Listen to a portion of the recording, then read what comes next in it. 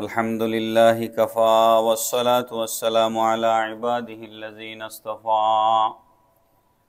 अम्मा बअदु फ़क़द क़ालल्लाहु तबारक व तआला अज़्ज़ व जल्ल फ़ी शान हबीबिही व महबूबिही आमिरन व मुख़बिरा इन्नल्लाह व मलाइकतहु युसल्लूना अलन नबी या अय्युहल्लज़ीना आमनू सल्लू अलैहि व सल्लिमू तस्लीमा अल्लाहुम्मा सल्लि अला सय्यिदिना मौलाना मुहम्मद वअला आलि सय्यिदिना मौलाना मुहम्मद अल्लाहुम्मा सल्लि अला सय्यिदिना मौलाना मुहम्मद वअला आलि सय्यिदिना मौलाना मुहम्मद वसल्लल्लाहु अला नूरिन के जो शुद नूर पैदा ज़मी आज हुब्बे ओ साकिन फलक दर इश्क़ ओ शैदा अल्लाहुम्मा सल्लि अला मौलाना मुहम्मद वअला आलि सय्यिदिना मौलाना मुहम्मद तू जिंदा है वल्लाह तू जिंदा है वल्लाह मेरे चश्मे आलम से चुप जाने वाले अल्लाहुम्मा सल्लि अला मौलाना मुहम्मद वअला आलि सय्यिदिना मौलाना मुहम्मद बलगल उला बिकमालिही कशफत दुजा बिजमालिही हसनत जमीउ ख़िसालिही सल्लु अलैहि व आलिही ला युमकिनु सनाउ कमा कान हक़्क़ुहु बअद खुदा बुज़ुर्ग तुई क़िस्सा मुख़्तसर बलगल उला बिकमालिही कशफत दुजा बिजमालिही हसनत जमीउ ख़िसालिही सल्लु अलैहि व आलिही मौलाया सल्ली व सल्लिम व बारिक अलैहि अऊज़ु बिल्लाहि मिनश शैतानिर रजीम बिस्मिल्लाहिर रहमानिर रहीम व अन्ना हाज़ा सिराती मुस्तक़ीमा फत्तबिऊहु व ला तत्तबिउस सुबुल फतफर्रक़ बिकुम अन सबीलिहि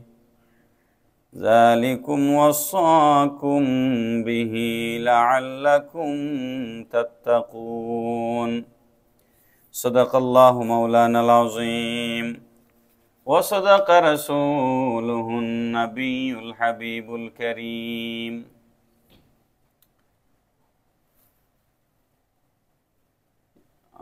ओल्डहाम हज़रत शाहजालाल रहमतुल्लाह अलैहि मस्जिद एवं इस्लामिक सेंटारेर उद्योगे आयोजित आजकेर महफिले आगत सम्मानित मुसल्लियाने केराम अस्सलामु आलैकुम व रहमतुल्लाहि व बाराकातुहु। महान आल्लाह रब्बुल आलमीनेर महान आलिशान दरबारे लक्ष कोटी शुकुर एवं सुजूद যে আল্লাহ রব্বুল আলামিন অত্যন্ত মেহেরবানি করে আমাকে বাংলাদেশ থেকে এখানে আসবার সুযোগ দিয়েছেন আর আপনাদেরকে এই ইংল্যান্ডের জমিনে এই চমৎকার পরিবেশে আল্লাহর ঘর মসজিদ নির্মাণ করে এখানে ইবাদত বন্দেগী করবার এবং আজকে এই চমৎকার মাহফিল আয়োজন করবার আল্লাহ পাক তৌফিক দান করেছেন। উচ্চ আওয়াজে মুনিবের দরবারে শুকরিয়া আদায় করে সকলে পড়ি আলহামদুলিল্লাহ।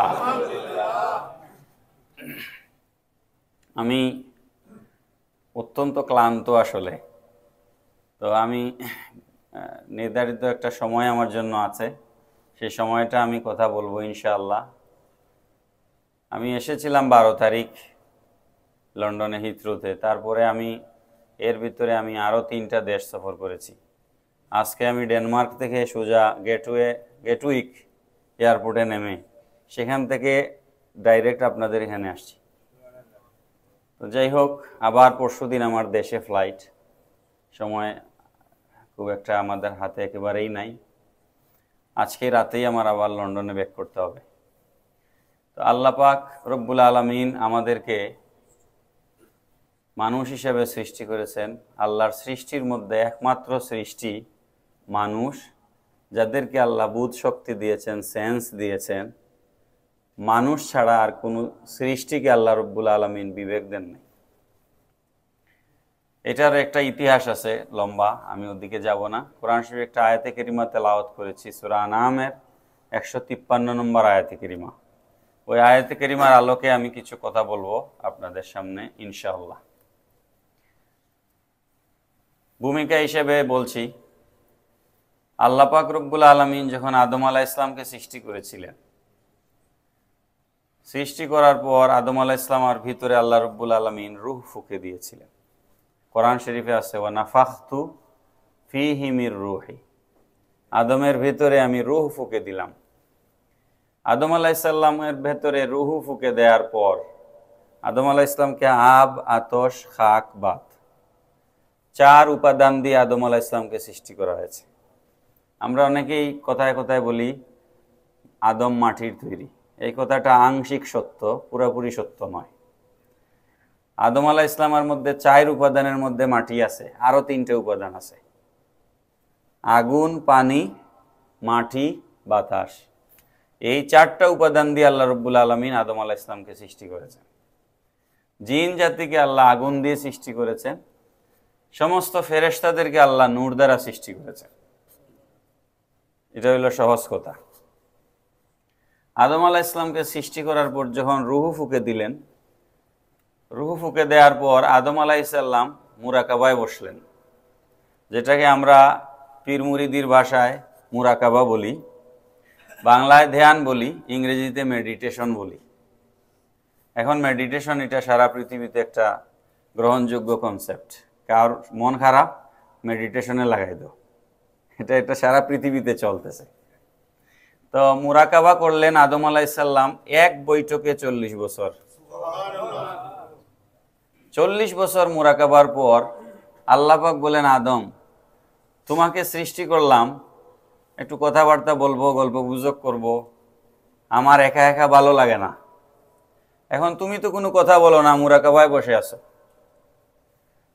আদম আলাইহিস সালাম জবাব দিলেন, আল্লাহ আমাকে আপনি সৃষ্টি করেছেন, এটা তো সত্য, রূহও দিয়েছেন, এটাও সত্য, কিন্তু কথা বলতে তো আপনি বলেন নাই। সুবহানাল্লাহ বলেন, কথা বলতে তো আমাকে আপনি বলেন নাই। আল্লাহ পাক রব্বুল আলামিন আদম আলাইহিস সালামের এই জবাব শুনে আল্লাহ এত খুশি হইলেন। আদবে ওলি আর বেয়াদবে শয়তান একটা কথা আছে। যারা বড় বড় বুজুর্গ হয়েছেন এরা আদব দিয়ে বুজুর্গ হয়েছেন, আর বড় বড় স্কলাররা বেয়াদবির কারণে বরবাদ হয়ে গেছে। এই জন্য কথাবার্তা বলবার সময় আমাদেরকে আদবের দিকে খেয়াল রাখতে হবে। তো আদম আলাইহিস সালামের এই জবাব বড় আদবপূর্ণ জবাব হলো। এটা শুনে আল্লাহ পাক বললেন, আদম আমি তোমার জবাবে বড় খুশি হইলাম, খুশি হয়ে আমি তোমাকে 2টা পুরস্কার দিচ্ছি। একটা পুরস্কার হচ্ছে তোমাকে আমি বানাইলাম আশরাফুল মাখলুকাত। আশরাফুল মাখলুকাত মানে হচ্ছে, আশরাফ তো বুঝেন, আতরাফ, আশরাফ। আশরাফ মানে সব থেকে সম্মানিত, অর্থাৎ তোমাকে এবং তোমার জাতিকে সৃষ্টির সেরা জীব। মানুষের উপরে হ্যাঁ, বাঘের অনেক শরীরে শক্তি আছে, সিংহের বহু শক্তি আছে শরীরে, কিন্তু মানুষের কৌশলের কাছে বাঘ, সিংহ, সাপ কোনো কিছুই টিকতে পারে না। সুবহানাল্লাহ। আল্লাহ পাক মানুষকে বানাইলেন আশরাফুল মাখলুকাত। আর পৃথিবীর যত সৌন্দর্য আছে, যত কিছুই আছে আল্লাহর সৃষ্টির জগতে, যা কিছু আছে সব কিছুই মানুষের জন্য। আপনি দেখেন একটা ফুল ফুটলে এই ফুলের কোনোই দাম নাই যদি আপনি এটা আর কাউকে গিফট না করেন। এখানে 4-5টা ফুল দিয়ে একটা তুরা বানায়, এটা কিনতে গেলে 5-6 পাউন্ড লাগে। এটা যখন ফুলের একটা বাকেট বানায়া দোকানে রেখেছে, আপনি এটা কিনে কারো হাতে দিচ্ছেন, তখন ওই ফুলের সম্মান বেড়ে যাচ্ছে কাউকে দেওয়ার কারণে। তার মানে ফুল, আমাদের একটা বাংলায় একটা প্রবাদ বাক্য আছে, ফুল আপনার জন্য ফোটে না। অর্থাৎ ফুল তার নিজের জন্য ফোটেনি, ফুল ফুটেছে আরেকজনকে সম্মানিত করার জন্য। তো মানুষের এত সম্মান, মানুষের এত সম্মান, মানুষ হচ্ছে আশরাফুল মাখলুকাত। এটা দিলাম তোমাকে প্রথম। আর দ্বিতীয় দিলাম তোমাকে, যত সৃষ্টি আছে সমস্ত সৃষ্টিকে জ্ঞানের চেম্বার আমি আল্লাহ দিয়েছি একটা, সেটা হচ্ছে মাথা। গরু তার খাওয়া লাগবে সেটা সে মাথা দিয়ে বুঝে, ছাগল তার খাওয়া লাগবে মাথা দিয়ে বুঝে, এই জন্য সে আরেকজনের জমিতে গিয়ে মুখ দেয়। সে এটা কার ঘাস, কার ধান, এটা সে কনসিডার করতে পারে না, কারণ আল্লাহ রব্বুল আলামিন তাকে ওটা বুঝবার জ্ঞান দেন নাই, শুধু মাথার দ্বারা, ব্রেইনের দ্বারা সে তাড়িত হয়। কিন্তু আদম, তোমাকে আর তোমার জাতিকে আমি জ্ঞানের চেম্বার দিলাম দুইটা, একটা হচ্ছে ব্রেইন আর আরেকটা হচ্ছে কলব। সুবহানাল্লাহ। তোমার সন্তান যারা কলবের দ্বারা পরিচালিত হবে, যারা কলবকে নিয়ন্ত্রণ করে ফেলবে, যারা কলবের উপরে নিজেদের নিয়ন্ত্রণ প্রতিষ্ঠা করতে পারবে, তারা ব্রেইনের দ্বারা তাড়িত হয়ে ওই হায়ওয়ানে নাহেকের মতো, ওই চতুষ্পদ জন্তু জানোয়ারের মতো তারা কোনো খারাপ কাজ করতে পারবে না। এই জন্য হাদিস শরীফে নবী করিম সাল্লাল্লাহু তাআলা আলাইহি ওয়াসাল্লাম বলেছেন, ইন্না ফিল জাসাদি মুদগা, তোমাদের শরীরের মধ্যে এক টুকরা মাংসপিণ্ড আছে। ফাইজা সালুহাত সালুহাল জাসাদু কুল্লুহুম ওয়াইজা ফাসাদাত ফাসাদাল জাসাদু কুল্লুহুম আলা ওয়াহিয়াল কালব। তোমাদের শরীরে এক টুকরা গোশতের টুকরা আছে, যদি এই গোশতের টুকরাটা সংশোধন হয়ে যায় তাহলে তোমাদের গোটা শরীর পাক হয়ে গেল, আর যদি তোমাদের ওই গোশতের টুকরাটা নাপাক হয়ে যায় তাহলে তোমাদের গোটা শরীর নাপাক হয়ে গেল। এরপর নবীজি বলছেন, আলা সাবধান, ওই গোশতের টুকরার ব্যাপারে তোমরা সাবধানতা অবলম্বন করো, হিয়াল কালব, এটা হচ্ছে তোমাদের কলব। পড়েন সুবহানাল্লাহ। এজন্য কলব শব্দের বাংলা অর্থ হচ্ছে নড়াচড়া করা। কলব শব্দের ইনকেলাব, বাংলাদেশে একটা পত্রিকা আছে, ইনকেলাব মানে হচ্ছে পরিবর্তন করে দেওয়ার জন্য যে পত্রিকা কাজ করে সেটাকে ইনকেলাব বলা হয়। কলব, কাফ লাম বা, কলবুন অর্থ হচ্ছে নড়াচড়া করা। কলবের কাজই হচ্ছে, মানুষের কলবের কাজই হচ্ছে মানুষকে নাড়িয়ে দেওয়া। সকালে একটা চিন্তা করে, বিকালে একটা চিন্তা করে, এটা হচ্ছে কলবের কাজ। এই কলবের দ্বারা আপনি যেন বিপদগামী না হন, ডিরেইলড না হন, সেজন্য আল্লাহ পাক রব্বুল আলামিন বলতেছেন, কাদ আফলাহা মান তাযাক্কা, কামিয়াব হয়েছে ওই ব্যক্তি যে পরিশুদ্ধতা অর্জন করেছে, আত্মার পরিশুদ্ধতা। পড়েন সুবহানাল্লাহ। এই কলবের পরিশুদ্ধতার ব্যাপারে ইসলামের 3টা ফর্মুলা আছে।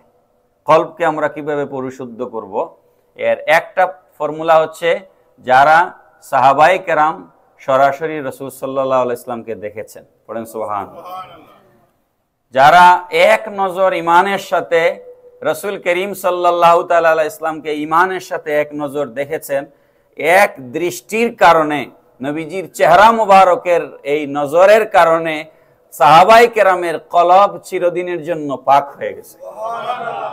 সাহাবায়ে কেরামের কলব জিকিরের দ্বারা পাক হয় নাই, নামাজের দ্বারা পাক হয় নাই। এজন্য সাহাবী বলা হয় ওই ব্যক্তিকে মান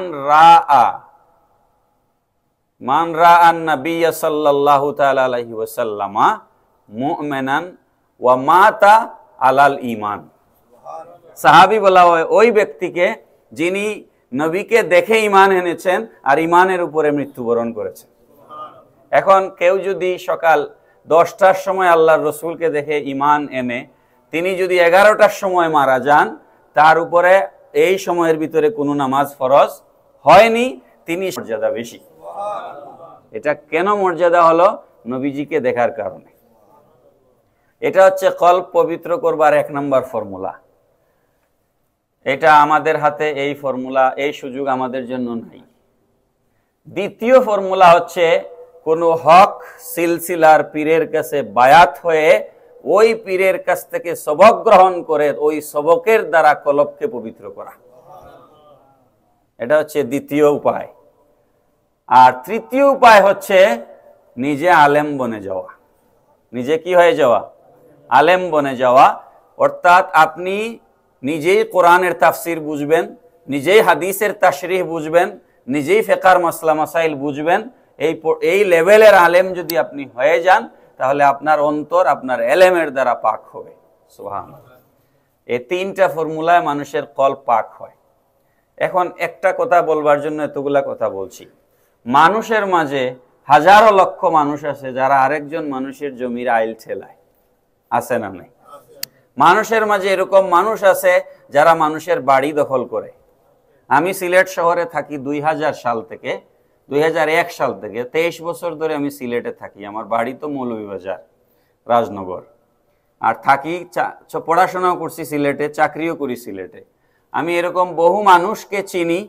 আমি মসজিদে জুমায় 2005 সাল থেকে জুমায় খুতবা দেই, ধারাবাহিকভাবে দিচ্ছি 2005 থেকে। তো আমার অনেক মুসল্লি আছেন যারা এই ব্রিটেনের বিভিন্ন জায়গায় বাস করেন, যারা আমার দেশে গেলে আমার মুসল্লি, আমেরিকার বিভিন্ন জায়গায় বাস করেন।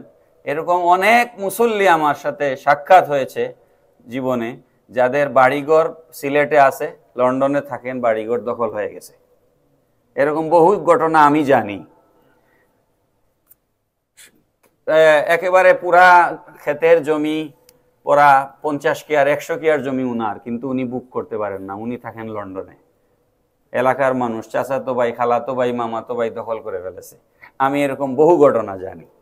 তো এখন প্রশ্ন হচ্ছে, যিনি দখল করলেন তিনিও মানুষ, যার জমি দখল করা হলো তিনিও মানুষ, ঠিক না? সুরতে কিসে? সুরতে মানুষ।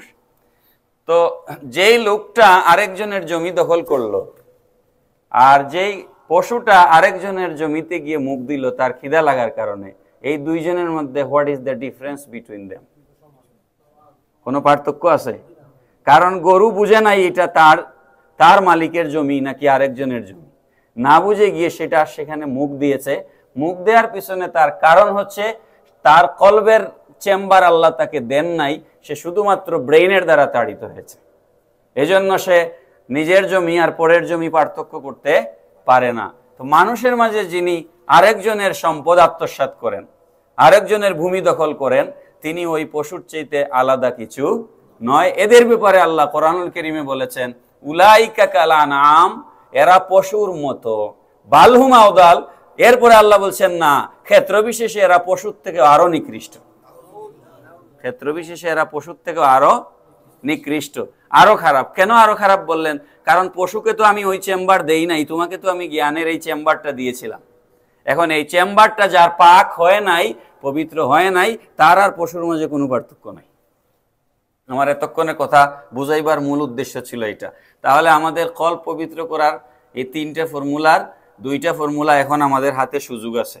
একটা হচ্ছে কোনো হকপন্থী পীরের কাছে মুরিদ হয়ে, বায়াত হয়ে, তরিকতের সবক গ্রহণ করে কলবকে, আপনি যখন কলবের ভিতরে কলিমার জিকির জারি করবেন, কলবের ভিতরে আপনি যখন লা ইলাহা ইল্লাল্লাহর দরব মারবেন, তখন আপনার কলবের ময়লা সাফ হয়ে কলব পাক হবে। এজন্য মুজাদ্দিদ আল ফিসানি রাহমাতুল্লাহ আলাইহি, যিনি মুজাদ্দিদিয়া তরিকার প্রবর্তক এবং দ্বিতীয় সহস্রাব্দের মুজাদ্দিদ আল ফিসানি রাহমাতুল্লাহ আলাইহি, উনি লিখেছেন, আপনারা যারা তরিকত বুঝেন, কাদরিয়া তরিকায় উঁচা জিকির বেশি করা হয়, নকশবন্দি মুজাদ্দিদ তরিকায় খফি জিকির বেশি করা হয়, আস্তে আস্তে জিকির করা হয়, মুখে উচ্চারণ করে জিকির কম করা হয়, কলবের জিকির তারা বেশি করেন। তো মুজাদ্দে আল ফেসানিকে প্রশ্ন করা হয়েছিল যে আপনি এই খফি জিকিরের এই সিলসিলা, এই তরিকা আপনি কেন প্রতিষ্ঠা করলেন? তখন তিনি বলেছিলেন, কোরআন শরীফের একটা আয়াত আমাকে ভাবিয়েছে। আয়াতটা হচ্ছে আল্লাহ পাক রব্বুল আলামিন বলেছেন,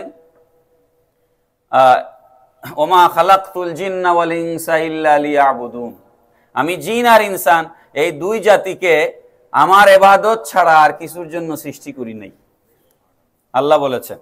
এখন আপনারা আমাকে উত্তর দেন, আমরা কি সারাদিন আল্লাহর ইবাদত করি? আপনি ঘুমাচ্ছেন, আপনি খাওয়া দাওয়া করতেছেন, ওয়াশরুমে যাচ্ছেন, ঘর সংসার করছেন, আপনি আপনার স্ত্রীর সাথে সময় দিচ্ছেন, বাচ্চাদেরকে সময় দিচ্ছেন, আপনি আপনার কাজে যাচ্ছেন, ব্যবসা করছেন, চাকরি করছেন, তাহলে আল্লাহর ইবাদতটা আপনি কোথায় করলেন? আল্লাহ তো বলেছেন, মা খালাকতুল জিন্না ওয়াল ইনসা ইল্লা লিয়াবুদুন, আমি জিন আর ইনসানকে আমার ইবাদত ছাড়া আর কিছুর জন্য সৃষ্টি করি নাই। তো আপনি ইবাদতটা কই করলেন? 5 টাইম আপনি নামাজে আসতেছেন, এর বাইরে তো আপনি ইবাদতে নাই। এই জন্য মুজাদ্দিদ আল ফেসানি রহমতুল্লাহ আলাইহি বলছেন, আমি এই আয়াতকে গবেষণা করে আমি দেখেছি মানুষের পক্ষে তো দিনরাত 24 ঘন্টা আল্লাহর ইবাদতে থাকা সম্ভব নয়। মানুষের তো ঘর সংসার আছেই, সেটা লাগবেই, তার পেট পিট আছে, খাওয়া দাওয়া লাগবে, ব্যবসা বাণিজ্য, চাকরি নকরি সবই তার লাগবে। তাহলে সে আল্লাহর ইবাদত কিভাবে করবে? এই জন্য আমি এই ফর্মুলা বের করেছি, তার কলবের ভিতরে যদি আল্লাহ আল্লাহ আল্লাহ জিকির জারি করে দেওয়া যায়, 24 ঘন্টা তার কলবের মধ্যে আল্লাহ আল্লাহ আল্লাহ জিকির চলবে, সে জাগ্রত অবস্থায়ও এই জিকির চালু থাকবে, ঘুমন্ত অবস্থায়ও এই জিকির চালু থাকবে, সে যখন চাকরিতে যাবে তার জিকির চালু থাকবে, সে যখন গাড়ি চালাবে তার কলবের জিকির জারি থাকবে। অর্থাৎ সে যত কিছুই করুক তার কলবের জিকির জারি আছে। এই পর্যায়ে যখন বান্দা পৌঁছে যাবে, তখন তার গাড়ি চালানো, চাকরি নকরি, ব্যবসা বাণিজ্য, এমনকি তার স্ত্রী সহবাস পর্যন্ত তার জন্য ইবাদত হয়ে যাবে। তাকে 24 ঘন্টা ইবাদতের মধ্যে শামিল করে নেওয়ার জন্য তার কলবে আল্লাহর জিকির জারি করা দরকার। তাহলে আমাদের কলব পবিত্র করা দরকার।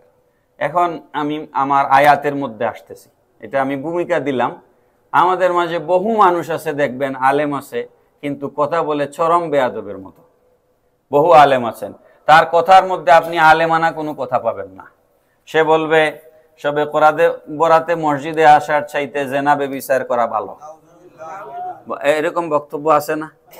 তো কোন আলেম কি এই কথা বলতে পারে যে মসজিদের চাইতে বেশ্যাখানা ভালো? সে সবে বরাত জায়েজ নাই, এটার পক্ষে তার কাছে দলিল থাকলে দেউক, কিন্তু এটার সাথে বেশ্যাখানাকে তুলনা করা, কোন ইমানদার মুসলমান মুমিন সে কি মসজিদকে বেশ্যাখানার সাথে তুলনা করতে পারে? এখন আপনারা বলেন, এই কথাটা কি আলেমানা কথা হইল? এটা আলেমানা কথা হয় না। এখন এই কথাটা সে কেন বলল? তার ভেতরে তার কল্প পরিষ্কার হয় নাই। এই কথাটা সে বলেছে, তার কল্প পরিষ্কার হয় নাই। এই জন্য আল্লাহ পাক রব্বুল আলামিন বলতেছেন, এখন আমি সবসময় কথাটা বলি, আমি মূল কথায় আসতেছি।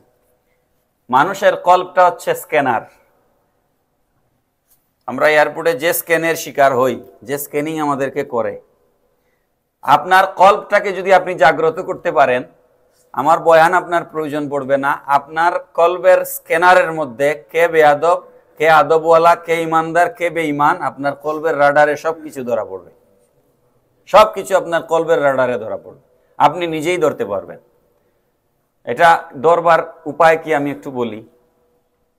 যেমন ধরেন একটা নাইফ, একটা চাকু, ছুরি, এটা যদি আমরা ফেলে রেখে দেই তাহলে এটা কি জং ধরবে? বুতা হবে, ঠিক নি? আর যদি এটারে আমি ধার দেই তাহলে এটা ধারালো হবে। এখন একজন আল্লাহর বান্দা, সে ফরজ নামাজ পড়ে, ফরজ নামাজের সাথে সে সুন্নতও পড়ে, সে নফলও পড়ে, সে ইশরাকও পড়ে, চাহতের নামাজও পড়ে, আওয়াবিনও পড়ে, সে তাহাজ্জুদের নামাজও পড়ে। তার কলবের মধ্যে ধার দেওয়ার কাজ চলতেছে নাকি চলতেছে না? চলতেছে। তার মানে তার কলবটা, সে 5 ওয়াক্ত নামাজের পরে সে যখন আওয়াবিন পড়বে, ইশরাক পড়বে, চাহত পড়বে, তার কলব তত ধারালু হতে থাকবে। এখন আমাদের মাঝে বহু মানুষ এরকম বের হয়েছেন যারা ফরজ নামাজের পরে আর মসজিদে পাওয়া যায় না, শায়েখরা তাদেরকে শিখাই দিচ্ছেন সুন্নত পড়া লাগবে না। এরকম আছেন না? নেই? সুন্নত পড়া লাগবে না। তো যে লোকটা সুন্নত পড়া লাগবে না বললো, সে কলব দাঁড় করার কথা বললো না ভুতা করার কথা বললো? তা আপনি এটা বুঝতে হবে যে যে ব্যক্তি আমার কলব ভুতা করার কথা বলে সে তো হকপন্থী শায়েখ নয়।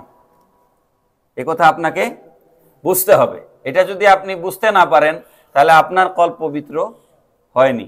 আর এটা যারা বুঝেন, এই হকপন্থী এই হকপন্থী মানুষ যারা, এদেরকে বলা হয় আহলে সুন্নাত ওয়াল জামাত। এইটার উপরে আমি এখন আমার হাতে যে সময়টা আছে এই সময়টা এটার উপরে আমি কথা বলবো ইনশাআল্লাহ। আয়াতে কারিমা আমি যেটা একটু দুরূদ শরীফ পড়ি, আল্লাহুম্মা সাল্লি আলা মাওলানা মুহাম্মাদ ওয়া আলা আলি মাওলানা মুহাম্মাদ। আল্লাহুম্মা সাল্লি আলা মাওলানা মুহাম্মাদ ওয়া আলা আলি সাইয়্যিদিনা মাওলানা ফাকান নাবিয়িনা ফি খালকিন ওয়া ফি খুলুকিন ওয়া লাম ইউদানুহু ফি ইলমিন ওয়ালা কারামি। আল্লাহুম্মা সাল্লি মাওলানা মুহাম্মাদ ওয়া আলা আলি সাইয়্যিদিনা মাওলানা মুহাম্মাদ। তো আমি যে আয়াতে কারিমাটা তেলাওয়াত করেছি সূরা আনআমের 153 নম্বর আয়াত, 6 নম্বর সূরা কোরআন শরীফের 153 নম্বর আয়াত। আল্লাহ পাক রব্বুল আলামিন ইরশাদ ফরমাচ্ছেন, ওয়া আন্না হাযা সিরাতি মুস্তাকিমা, আর নিশ্চয় এটা হচ্ছে সিরাতে মুস্তাকিম। ফাত্তাবিউহু, তোমরা সিরাতে মুস্তাকিমের অনুসরণ করো। ওয়ালা তাত্তাবিউ সুবুলা ফাতাফাররাকা বিকুম আন সাবিলিহি, তোমরা সিরাতে মুস্তাকিমকে ছেড়ে দিয়ে অন্য পথ সমূহের অনুসরণ করিও না। যদি করো তাহলে তোমাদেরকে ডিরেল্ট করে ফেলবে, লাইনচ্যুত করে ফেলবে। যালিকুম ওয়াসাকুম বিহি, এটা আল্লাহর পক্ষ থেকে তোমাদের জন্য ওসিয়ত। লাআল্লাকুম তাত্তাকুন, যাতে করে তোমরা মুত্তাকি ফরহেজগার হতে পারো। এটা হচ্ছে এই আয়াতের বাংলা অনুবাদ। এখন এখানে খেয়াল করবেন, ওয়া আন্না হাযা সিরাতি মুস্তাকিমা। কোরআন শরীফের তাফসীর আছে দুই প্রকার। একটা তাফসীর হচ্ছে তাফসীরুল কোরআন আয়াত বিল আয়াত, একটা আয়াতের দ্বারা আরেকটা আয়াতের তাফসীর। আরেকটা হচ্ছে তাফসীরুল কোরআন বিল হাদিস, হাদিস দ্বারা কোরআনের তাফসীর। এই আয়াতে ওয়া আন্না হাযা সিরাতি মুস্তাকিমা, আর এটা হচ্ছে সিরাতে মুস্তাকিম। এই সিরাতে মুস্তাকিমের বাংলা অর্থ হচ্ছে সোজা পথ, সরল পথ, স্ট্রেট লাইন। তো সিরাতে মুস্তাকিম কি, হোয়াট ইজ সিরাতে মুস্তাকিম, what is the definition of সিরাতে মুস্তাকিম, এটা কিন্তু এই আয়াতের ভিতরে নাই। শুধু বলা হয়েছে এটা সিরাতে মুস্তাকিম, মানে এটা কোনটা, এটার জন্য আমাদেরকে অন্য জায়গায় যেতে হবে। সূরা ফাতিহার ভিতরে একটা আয়াত আছে, ইহদিনাস সিরাতাল, এর অর্থ হচ্ছে আল্লাহ তুমি আমাদেরকে সহজ সরল পথ দেখাও। তো এখানেও সিরাতে মুস্তাকিমের ডেফিনেশন নাই, শুধু বলা হয়েছে সহজ সরল পথ দেখাও। তো সহজ সরল পথটা কোনটা, এইটার ব্যাখ্যা পরের আয়াতে এসেছে। সিরাতাল লাযিনা, বলেন সিরাতাল লাযিনা আনআমতা আলাইহিম, এটা হচ্ছে ইহদিনাস সিরাতাল মুস্তাকিমের ব্যাখ্যা। সিরাতাল লাযিনা আনআমতা আলাইহিম এর অর্থ হচ্ছে তোমার নিয়ামত প্রাপ্ত বান্দারা যে পথে পরিচালিত হয়েছেন সেই পথে আমাদেরকে চালাও। পড়েন সুবহানাল্লাহ। তাহলে সিরাতে মুস্তাকিমের একটা ব্যাখ্যা পাওয়া গেল, আল্লাহর নিয়ামত প্রাপ্ত বান্দা যারা তাদের পথ। এখন নিয়ামত প্রাপ্ত বান্দা কারা, এটাও তো এই আয়াতে নাই। নিয়ামত প্রাপ্ত বান্দা কারা, এটা এই আয়াতে আসে নাই ব্যাখ্যা। এই নিয়ামত প্রাপ্ত বান্দা কারা, এটার ব্যাখ্যা অন্য আয়াতে আল্লাহ পাক কোরআন শরীফে দিয়েছেন। আনআম আল্লাহু আলাইহিম, মিনান নাবিয়্যিনা ওয়াস সিদ্দিকিনা ওয়াশ শুহাদাই ওয়াস সালিহিন। পড়েন সুবহানাল্লাহ। আল্লাহ পাক বলতেছেন নিয়ামত প্রাপ্ত গোষ্ঠী 4 গোষ্ঠী। 1 নাম্বার হচ্ছে মিনান নাবিয়্যিন, সমস্ত নবীগণ। তাহলে সিরাতে মুস্তাকিম নবীগণের পথ। কার পথ? 1 নাম্বার। ওয়াস সিদ্দিকিন, 2 নাম্বার হচ্ছে সিদ্দিকগণের পথ, সত্যবাদী যারা। 3 নাম্বার হচ্ছে ওয়াশ শুহাদা, যারা আল্লাহর রাস্তায় শহীদ হয়েছেন তাদের পথ। আর 4 নাম্বার হচ্ছে ওয়াস সালিহিন, যারা নেককার ওলি আল্লাহ। পড়েন সুবহানাল্লাহ। তাহলে সিরাতে মুস্তাকিমের ব্যাখ্যা কোরআন শরীফে আয়াত থেকে পাওয়া গেল কয়টা? 4টা। নবীদের পথ, সিদ্দিকদের পথ, শহীদগণের পথ, ওলি আল্লাহদের পথ। এই 4 পথ হচ্ছে সিরাতে মুস্তাকিম। কোরআন শরীফ থেকে এতটুকুন ব্যাখ্যা পাওয়া গেল। হাদিস শরীফে যাই, এই আয়াতের ব্যাখ্যায় কয়েকটা হাদিস এসেছে। আমি একটা হাদিস আপনাদের সামনে বলবো, কারণ বেশি বলার সুযোগ নাই। আউফ বিন মালিক রাদিয়াল্লাহু তাআলা আনহু থেকে হাদিস রওয়ায়াত হয়েছে।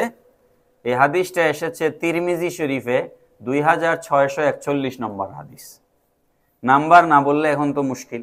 এক সময় উলামায়ে কেরাম হাদিস শরীফে বয়ান হয়েছে বললে আপনারা বিশ্বাস করতেন, কিন্তু এখন আর ওই যুগ নাই। এখন কোন কিতাবে আছে নাম্বার সহ বলতে হয়।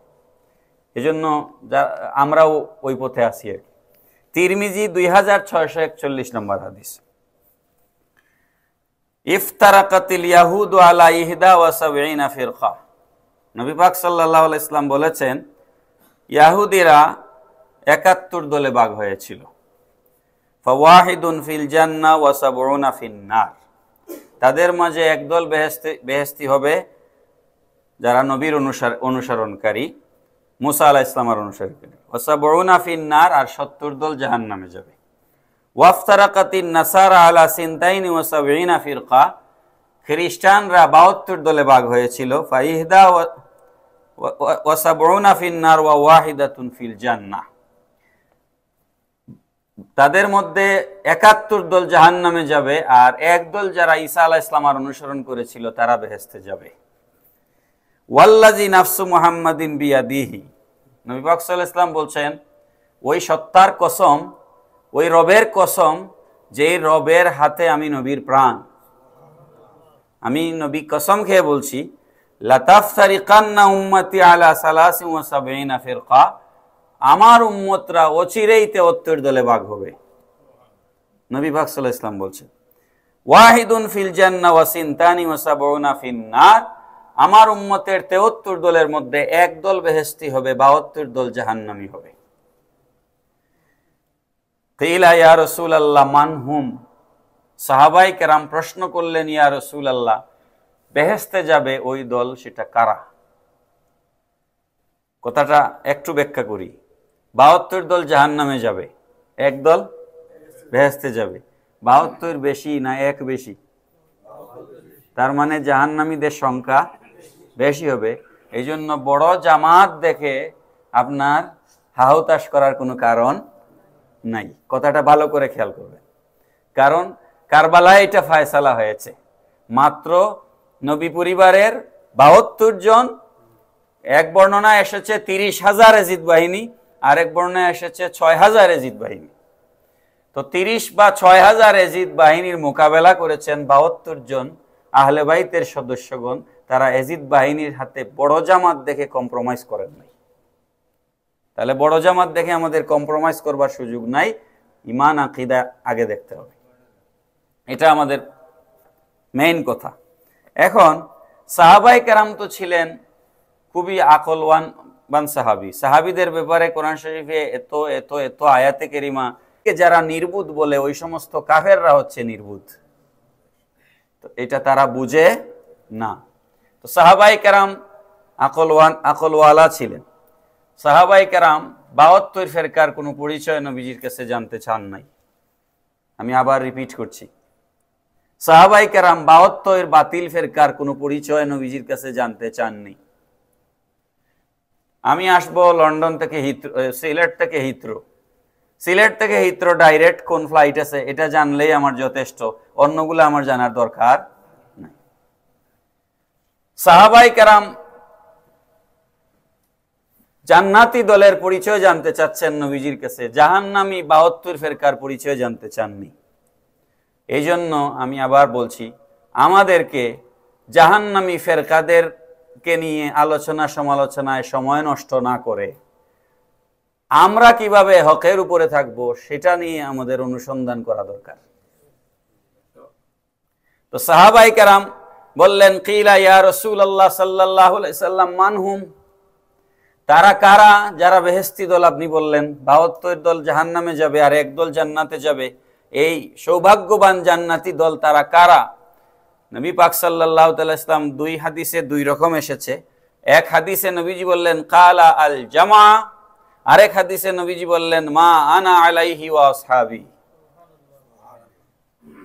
কালা আল জামা এর অর্থ হচ্ছে সাহাবায়ে কেরামের দল, সাহাবায়ে কেরামের দল।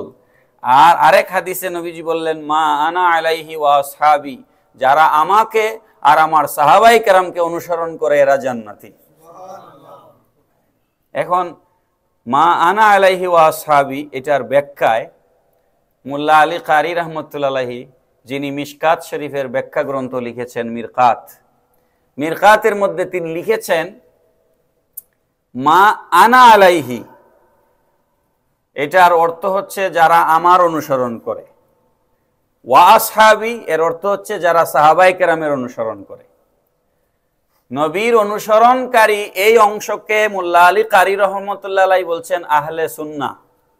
এতটুকুন আহলে সুন্নাহ, নবীর অনুসরণকারী। আর ওয়া আসহাবিকে তিনি বলেছেন ওয়াল জামা, কারণ সাহাবী এক নাকি বেশি? তো একের বেশি সাহাবী, এই জন্য সাহাবায়ে কেরামের সমষ্টিকে বলা হয় জামাত। সাহাবায়ে কেরামের সমষ্টিকে কি বলা হয়? জামাত। এই জন্য মা আনা আলাইহি এটার অর্থ হচ্ছে আহলে সুন্নাহ, ওয়া আসহাবি এর অর্থ হচ্ছে ওয়াল জামা। দুইটা একত্রিত করলে আহলে সুন্নাত ওয়াল জামাত। নারায়ে তাকবীর, নারায়ে রিসালাত, আহলে সুন্নাত ওয়াল জামাত। এই জন্য মোল্লা আলী কারি রাহমাতুল্লাহি আলাইহি বলছেন ফালা শাক্কা, এতে কোনো সন্দেহ নাই, ওয়ালা রাইবা কোনো শোভা নাই, আন্নাহুম হুম আহলুস সুন্নাহ ওয়াল জামা, নবীর দল আর সাহাবায়ে কেরামের দলের নাম হচ্ছে আহলে সুন্নাত ওয়াল জামাত। আর আহলে সুন্নাত ওয়াল জামাতের সংক্ষিপ্ত রূপ হচ্ছে সুন্নি। আহলে সুন্নাত ওয়াল জামাতের সংক্ষিপ্ত রূপ কি? এই সুন্নি বললেই আহলে সুন্নাত ওয়াল জামাত গোটাটা এই শব্দের ভিতরে আছে। এই জন্য আমরা সংক্ষেপে পরিচয় দেওয়ার জন্য বলি সুন্নি। আর আমাদের দলের নাম কি? আহলে সুন্নাত। এটা সমস্ত মুমিনদের দল। কাদের দল? মুমিনদের দল, বেহেশতিদের দল, জান্নাতীদের দল। এখন সংখ্যায় মুমিনদের দল কম হবে, এটা কারবালায় প্রমাণ হয়েছে। আর এই হাদিস থেকে প্রমাণ হয়েছে 72 দল জাহান্নামে যাবে, এক দল জান্নাতে যাবে। আপনারা বলেন বেহেশতি দলের সংখ্যা, মানুষের সংখ্যা, নাম্বার অফ পপুলেশন কম না বেশি? বেহেশতি কম না বেশি হবেন? কম। বেহেশতি কি হবেন? কম হবেন। দুজকি জাহান্নামী বেশি হবে। বিজনেস ক্লাসে বিমানের যাত্রী বেশি থাকে না ইকোনমিতে বেশি থাকে? হ্যাঁ, তো আমরা তো বিজনেস ক্লাসের, হাসরের মাঠে আমরা তো বেহেশতি হব, আমরা তো বিজনেস ক্লাসের যাত্রী, এজন্য সংখ্যায় কম। সুবহানাল্লাহ বলেন। এটা তো আমি দুনিয়াবি উদাহরণ দিলাম। এবার আরেকটা হাদিস শরীফ বলি। হকপন্থীদের সংখ্যা কম হবে 1450 বছর আগে নবীজি বলে গেছে। নবী পাক সাল্লাল্লাহু তাআলা আলাইহি ওয়াসাল্লাম বলছেন লা তাযালু তাইফাতুম মিন উম্মতি যাহিরিনা আলাল হাক্কি, আমার উম্মতের একটা দল কিয়ামত পর্যন্ত সর্বদা হকের উপরে প্রতিষ্ঠিত থাকবে।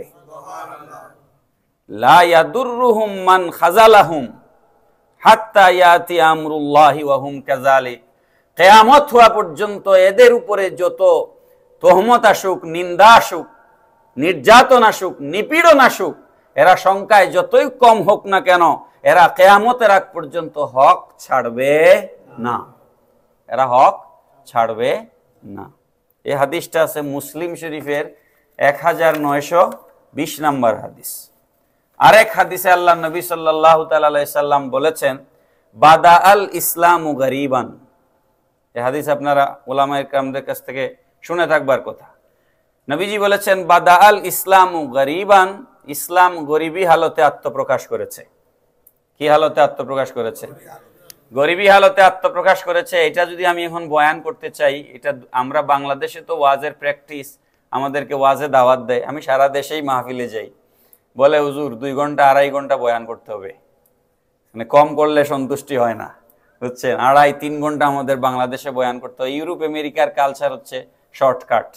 আমি আমেরিকায় অনেক মাহফিল করেছি, আধা ঘন্টা স্ট্যান্ডার্ড টাইম বক্তব্যের, কোনো সময় 40 মিনিট, এর বেশি না।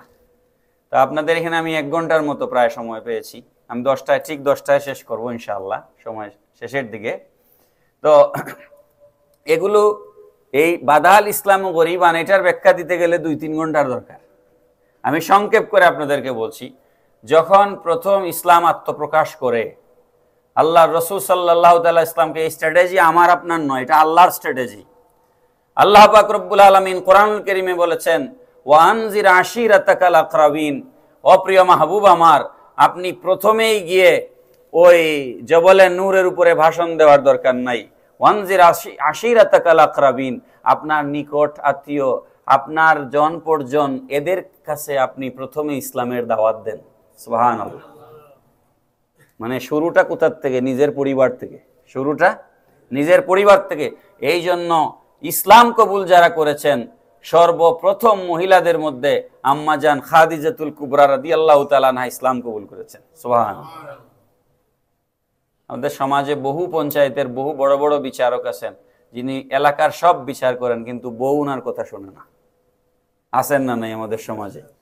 বহু বিচারী আছেন যিনি এলাকার বড় বড় বিচার করেন, স্ত্রী কথা শোনে না। কিন্তু নবীর উপর যখন কোরআনের আয়াত নাজিল হয়েছে, হেরা গুহার থেকে নবী যখন প্রথমে গড়ে এসেছেন, প্রথমেই নবীর এই হালত দেখে ইসলাম খাদিজাতুল কুবরা রাদিয়াল্লাহু আনহা ইসলাম কবুল করেছেন। স্ত্রীর কাছে আমার রাসূল আদর্শ ছিলেন না? স্ত্রীদেরকে আপনারা এই সমস্ত দেশে অনেক বিজি থাকেন, আমরাও যারা দেশে চাকরি বাকরি করি বিজি থাকি, বাট আপনারা এখানে বেশি ব্যস্ত থাকেন। আমি বলি প্রায় জায়গায়, এই ইউরোপ আমেরিকা, এখানে time is also investment, time is also equal to money. যে লোক আমার সাথে এসেছে, আমার সাথে এই যে এরা লন্ডন থেকে 2 জন আজকে এসেছেন, তারা তাদের টাইমও ইনভেস্ট করেছেন, মানিও ইনভেস্ট করেছেন। কারণ তিনি এই সময়টা কাজে থাকলে তিনি টাকা ইনকাম করতেন। তিনি যে তার সময়টা আমার সাথে দিলেন, এর জন্য তার ডবল লস, কিন্তু আল্লাহ পাক তাকে আখিরাতে দ্বিগুণ সওয়াব দান করবেন ইনশাআল্লাহ। তো এখানে আমরা খুব বেশি ব্যস্ত থাকি, এই জন্য আপনারা সময় সুযোগে উইকেন্ডে ঘরে স্ত্রী সন্তানদেরকে একটু সময় দিবেন। বাচ্চাদেরকে সময় না দিলে এই বাচ্চা ইসলামী কালচারে তো বড় হবে না। আপনি এরকম বহু মানুষ আমি পেয়েছি, আমার তো আল্লাহ বহু দেশে যাওয়ার আমার সুযোগ দিয়েছেন, উন্নত রাষ্ট্র আপনারা যেগুলো বলেন আর কি। আমি আমেরিকা, কানাডা গিয়েছি, এ দেশে তো আসছি, এই ইউরোপেরও কিছু দেশে গেলাম, দেখেছি বহু মানুষের হাহুতাশ, কোটি কোটি টাকার সম্পদ আছে, কিন্তু এই সম্পদ এখন বুক করার কেউ নাই। বহু মানুষ এরকম দেখতেছি হাহুতাশ করতেছে, টাকা খরচ করবার জায়গা পাচ্ছে না, সন্তান কথা শোনে না।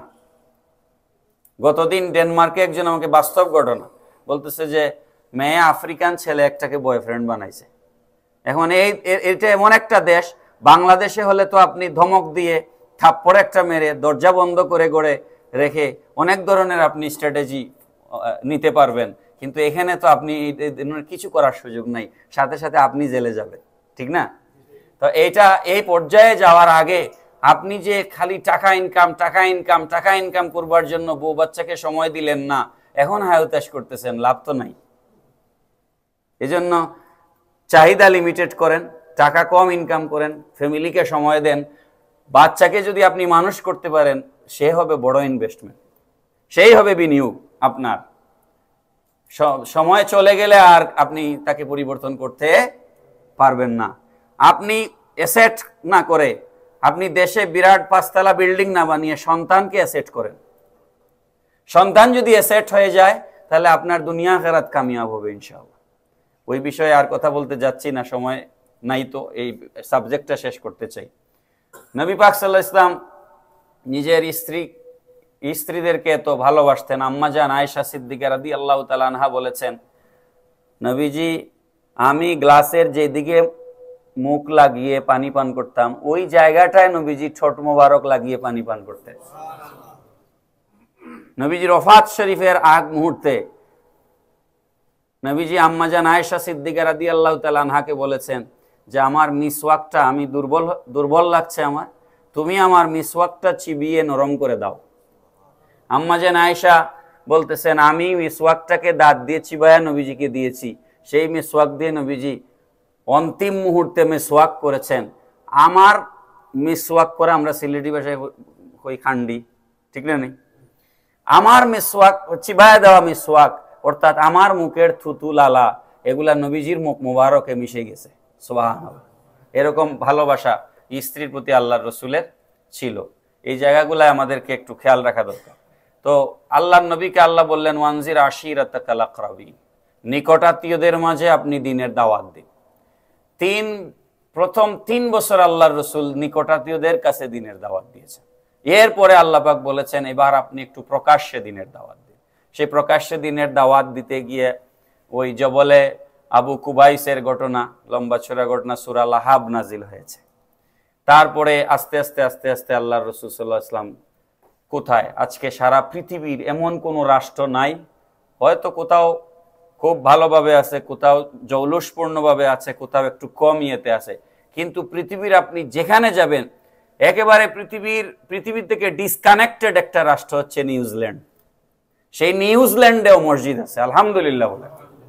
লন্ডন আমেরিকা তো আছেই, ইউরোপ আমেরিকা তো আছেই, নিউজিল্যান্ডের মতো জায়গায় মসজিদ আছে। অর্থাৎ আল্লাহর জমিনের সব জায়গাতেই মসজিদ আছে, আলহামদুলিল্লাহ।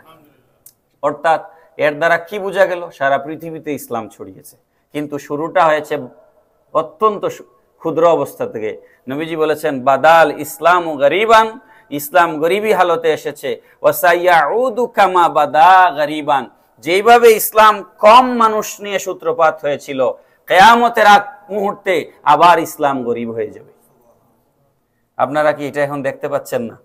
এখন কি হকপন্থী আকীদা আহলে সুন্নতের মানুষ কম না বেশি? খুবই কম, অতি নগণ্য, খুবই কম। অর্থাৎ কিয়ামতের আগ মুহূর্তে অন্য হাদিসের মধ্যে এসেছে, আজকে আমি তো বাংলাদেশ থেকে দেখতেছি এবং আমি তো ইউনিভার্সিটির টিচার হিসাবে এই যে ছাত্ররা যে স্টুডেন্ট বিষয়ে আসে ওদেরকে আমাদেরকে রিকমেন্ডেশন লেটার দিতে হয়। আমি লন্ডনে আসার পরেও আমি কয়েকটা স্টুডেন্টকে রিকমেন্ডেশন লেটার এখান থেকে বসে বসে আমার পাঠাইতেছে ইমেইলে, স্যার আমার তো অ্যাডমিশনের ডেডলাইন স্যার একটু দেন, তা আমার এখানে বসে রিকমেন্ডেশন দিতে হচ্ছে। তো এই যে আমি দেখতেছি কি পরিমাণ বাংলাদেশ থেকে আসতেছে ইউরোপের বিভিন্ন দেশে। এটা শুধু যে ব্রিটেনে তা না, সারা ওয়ার্ল্ডে যাচ্ছে, আমেরিকায় যাচ্ছে, কানাডায় যাচ্ছে। এই সমস্ত দেশ এরা তো এত চালাক, তারা কইয়ের তেল দিয়ে কই বাজে, বুঝছেন না? 1000 ছাত্র আইএলটিএস দিল, ভিসা পাইল 10 জন, 990 জন আইএলটিএস এ ফি দিল 25,000 টাকা করে। কত টাকা দিল বলেন তো? তো ওরা তো আপনার টাকা দিয়ে আপনাকে এখানে যে ফ্যাসিলিটিস দিচ্ছে এগুলা, আর আপনারা কি পরিমাণ ট্যাক্স দিচ্ছেন? 1 টাকা ফাঁকি দেওয়ার সুযোগ আছে নাকি? বাংলাদেশের মতো এখানে ইনকাম ট্যাক্স উকিল কিছু করে দিতে পারবেন নাকি? সুযোগ নাই। তো আমি ফ্লটা দেখতেছি, আমি ফ্লটা এই কারণে বলতেছি, মানুষের মাঝে এরকম একটা জিনিস কাজ করতেছে যে আমি যদি ইউরোপ চলে আসি তাইলেই আমার জীবন সফল। মানুষের মাঝে এরকম একটা কনসেপ্ট মানুষের মাঝে কাজ করতেছে যে আমি ইউরোপ আসলেই আমি সফল হয়ে গেলাম। অথচ হাদিস শরীফের মধ্যে কি এসেছে জানেন? কিয়ামতের আগ মুহূর্তে যখন দাজ্জাল আসবে, দাজ্জালকে আল্লাহ এমন পাওয়ার দিবেন, দাজ্জাল 1 কদম দিবে লন্ডনে, আর 1 কদম দিবে প্যারিসে। এত স্পিড তার পায়ের মধ্যে থাকবে। প্যারিস থেকে আরেক কদম দিয়ে সে চলে যাবে বার্লিনে, আরেক কদম দিয়ে সে চলে যাবে কোপেনহেগেন। এইভাবে হাঁটবে দাজ্জাল। মুহূর্তের মধ্যে সারা পৃথিবী সে করবে। মৃত মানুষকে জিন্দা করে বলবে মানুষের চোখের সামনে। এটা দেখে মানুষরা বেঈমান হয়ে যাবে। তো দাজ্জাল আসবে কিয়ামতের আগ মুহূর্তে। ঈমানদাররা খুব ভালো করে এই কথাটা লক্ষ্য করবে, ঈমানদাররা দাজ্জালের হাত থেকে বাঁচবার জন্য, যারা বেঈমান তারা তো দাজ্জালের খপ্পরে পড়ে যাবে। অলরেডি আমরা আসল দাজ্জাল আসবার আগে ছোট ছোট দাজ্জাল এখন দেখতেছি, যারা কোরআনের অপব্যাখ্যা করে, হাদিসের অপব্যাখ্যা করে। মুসলিম শরীফে এদেরকে দাজ্জাল বলা হয়েছে, মুসলিম শরীফের হাদিসে। যেমন একজন মানুষ, সে বলল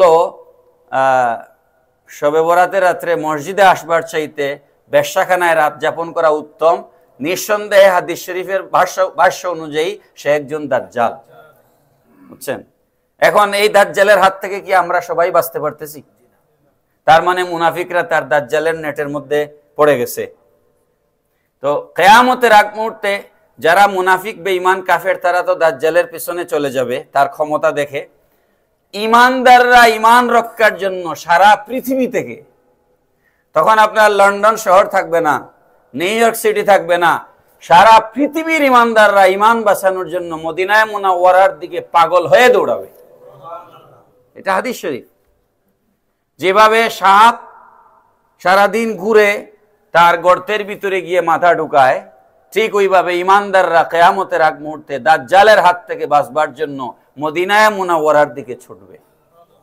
এজন্য মদিনা হচ্ছে ঈমানের বাড়ি, মদিনা ঈমানের কি ঠিকানা। এটা যদি আমরা ভুলে যাই সব বরবাদ হয়ে যাবে। এরপরে নবীজি বলছেন ফাতুবা ফাতুবা লিল গুরাবা, অল্প সংখ্যক হকপন্থী ঈমানদার যারা থাকবে, ফাতুবা তাদের জন্য সুসংবাদ। পড়েন সুবহানাল্লাহ। প্যারা হাজিরিন, তো শেষ করব। আমাদের দেশে অনেক ভাইয়েরা আছেন, বাংলাদেশে এটা ফিতনা মাথা ছাড়া দিয়ে উঠেছে। এই কথাটা বলেই শেষ করে দিব, টাইম তো 10টা বেজে গেছে। মসজিদে এক পাশে আল্লাহ, এক পাশে মুহাম্মদ লেখা শিরিক। লা ইলাহা ইল্লাল্লাহু মুহাম্মাদুর রাসূলুল্লাহ একসাথে লেখা শিরিক। পড়েন নাউযুবিল্লাহ। আমি একটা হাদিস শরীফ শোনাই আপনাদেরকে, 1-1.5 মিনিটে শেষ করে দিচ্ছি ইনশাআল্লাহ। আমরা কুল্লু নাফসিন যায়িকাতুল মউত, মরবেন না কেউ এখানে থাকলে হাত তুলে যে আমি মরবো না। এরকম কেউ আছেন? ফিলোসফিটা খেয়াল করবেন, খুব ভালো করে খেয়াল করবেন। জন্ম সত্য, মৃত্যুও সত্য, কিন্তু জন্মের চেয়ে মৃত্যু বেশি সত্য। কিভাবে সত্য? ভালো করে খেয়াল করেন তো কথাটা। একটা সন্তান মায়ের পেটে এসেছে, তাকে পৃথিবীতে আমি জন্মগ্রহণ করতে দিব না, এটা পৃথিবীর ডাক্তারদের দ্বারা সম্ভব? সম্ভব না? অ্যাবর্শন করা যায় না। কিন্তু যার জন্ম হয়ে গিয়েছে তাকে মরতে দিব না বলার ক্ষমতা কারো আছে? তার মানে জন্মের থেকে মৃত্যুটা বেশি সত্য না? কারণ আমাদের সবার জন্ম হয়ে গিয়েছে, বাকি আছে কি? মউত। মরতেই হবে।